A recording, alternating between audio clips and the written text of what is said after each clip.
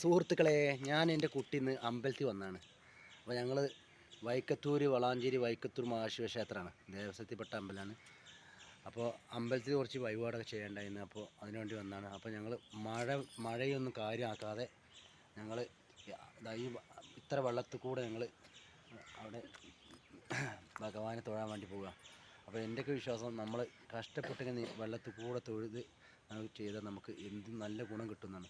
അപ്പോൾ ഞങ്ങളിതാ വെള്ളത്തിൽ കൂടെ പോകാൻ പോവാണ്.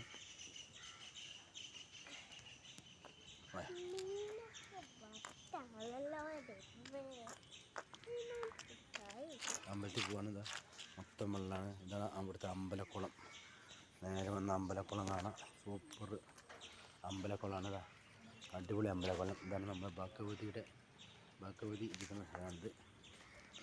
നേരെ വന്ന് നമ്മൾ നേരെ പോവുകയാണ് നമ്മൾ അമ്പലത്തേക്ക്. നല്ല മഴയാണ് ഇവിടെ. അതാണ് വൈക്കത്തൂർ മഹാശിവക്ഷേത്രം. അപ്പോൾ എല്ലാവരും പറ്റുമെങ്കിൽ ഇത് നോക്ക്, എല്ലാവരും പറ്റുമെങ്കിൽ ഇതിൽ തന്നെ കൈ കൊടുത്താൽ ഉഷാറായി വരിക. എല്ലാവരും വരിക.